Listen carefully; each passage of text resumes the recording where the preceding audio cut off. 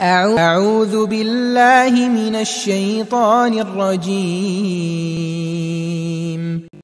जी अस्सलाम वालेकुम students, welcome to this YouTube channel accounting की दुनिया। स्टूडेंट्स, आज हम जो चैप्टर कर रहे थे वो हम कॉस्ट अकाउंटिंग का चैप्टर नंबर 10 कर रहे थे, जिसका नाम FOH है। और आज इसका क्वेश्चन नंबर हम करने जा रहे हैं 10.31, यानी कि 31 क्वेश्चन नंबर करने जा रहे हैं। तो फर्स्टली हम क्वेश्चन को रीड करते हैं। जी, ये हमारे पास क्वेश्चन है। स्टूडेंट कहा गया, cost accountant of Arfa industries computed the following factory over variance.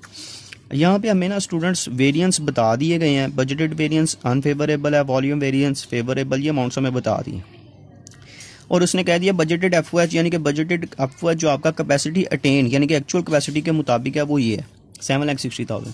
आपने फैक्ट्री ओवरहेड अप्लाइड फाइंड करना है और एक्चुअल फाइंड करना है। लास्ट क्वेश्चन में ये हमारे पास गिवन होते थे और वेरिएंस हम फाइंड करते थे, लेकिन यहाँ पर हमारे पास वेरिएंस गिवन है और हमने अप्लाइड और एक्चुअल FOH फाइंड करना है।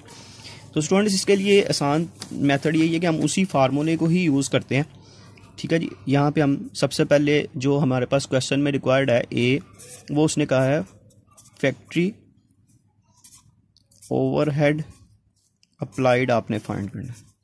तो स्टूडेंट्स, आपको पता होना चाहिए कि अप्लाइड FOH किस में आता है। दो तरह के वेरिएंस थे, एक बजटेड और एक वॉल्यूम वेरिएंस। तो अप्लाइड जो है ये वॉल्यूम वेरिएंस में आता है। तो मैं वॉल्यूम वेरिएंस का सबसे पहले फार्मूला लिख लेता हूँ। वॉल्यूम वेरिएंस का फार्मूला था हमारे पास अप्लाइड FOH, और इसमें से हम माइनस करते थे बजटेड FOH, तो हमारे पास आता था वॉल्यूम वेरिएंस, जो कि इस क्वेश्चन में हमें बता दिया गया 84,000 है और ये हमारे पास फेवरेबल है। ठीक है जी। अब बजटेड FOH भी हमें बता दिया गया 7,60,000। अब स्टूडेंट, थोड़ा सा आपने अपने दिमाग को यूज़ करना है। सोचें ज़रा कि ये फेवरेबल होता कब है, यानी कि वॉल्यूम वेरिएंस कब फेवरेबल होता है कि जब हमारे पास अप्लाइड ज़्यादा होगा, अप्लाइड बड़ा होगा तो ये हमारे पास फेवरेबल होता है। बजटेड छोटा होगा और अप्लाइड ज़्यादा होगा। अब ये देखें, अगर इनका डिफरेंस हमारे पास 84,000 है तो इसका मतलब है अप्लाइड FOH कैसे आएगा, इन दोनों को ऐड करने से, यानी कि ये वैल्यू हमें बड़ी चाहिए। तो ये बड़ी तब ही आएगी कि जब इन दोनों को ऐड करेंगे। तो हम क्या करेंगे, 7,60,000 में प्लस कर देंगे 84,000, तो हमारे पास ये अमाउंट आ जाएगी 8,44,000। अब देखें, जब इसमें से माइनस होगा तो ये वैल्यू आ जाएगी, और चूंकि अप्लाइड ज़्यादा है तो ये फेवरेबल भी है। तो आपने यहाँ पे क्या लिख देना है, यहाँ पे आप लिखेंगे factory overhead applied is equal to 8,44,000। ठीक है। ये जो अब हमने काम किया ये समझ एक किस्म की वर्किंग हो जाएगी, लेकिन ये क्वेश्चन का हिस्सा ही है। ठीक है जी। अब बी पार्ट पे चलते हैं। बी में उसने हमें कहा हुआ है कि आपने निकालना है एक्चुअल FOH। तो एक्चुअल FOH स्टूडेंट किस में आता है, एक्चुअल FOH आता है बजटेड वेरिएंस में। तो बजटेड वेरिएंस का मैं फार्मूला लिख लेता हूँ। इसके लिए हम यूज़ करते हैं बजटेड FOH और एक्चुअल FOH, और इनका जब डिफरेंस लेते हैं तो हमारे पास बजटेड वेरिएंस आता है, जो कि क्वेश्चन में हमें बता दिया गया 65,000 है, और ये हमारे पास अनफेवरेबल है। अब स्टूडेंट्स, बजटेड FOH क्वेश्चन में हमें बताया गया 7,60,000। अब फिर थोड़ा सा आप सोचें जरा कि देखें अनफेवरेबल कब होता है, बजटेड वेरिएंस अनफेवरेबल कब होगा हमारे लिए, जब एक्चुअल ज़्यादा होगा और बजटेड कम होगा।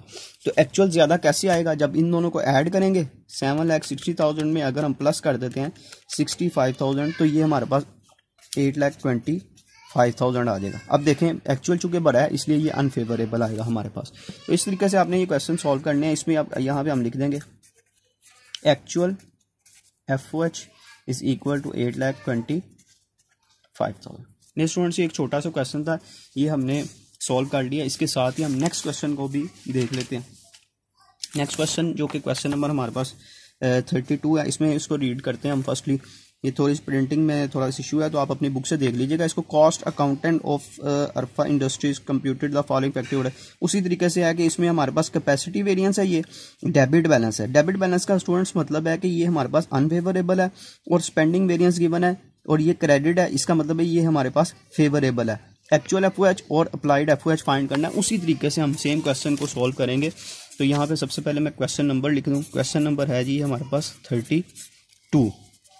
तो इसमें सबसे पहले ए रिक्वायरमेंट जो हमारे पास है वो है एक्चुअल FOH आपने फाइंड करना है। तो एक्चुअल FOH के लिए किस में आता है एक्चुअल FOH? मैंने आपको बताया था ये स्पेंडिंग वेरिएंस में या बजटेड वेरिएंस में आता है।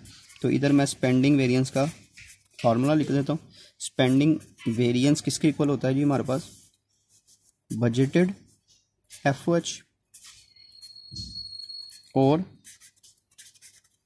एक्चुअल FOH का जब डिफरेंस लेते हैं तो स्पेंडिंग वेरिएंस हमारे पास आता है जो कि उसने हमें बताया है 61,000 है और ये क्रेडिट है। क्रेडिट का मतलब मैं साथ लिख देता हूँ, ये हमारे लिए फेवरेबल है।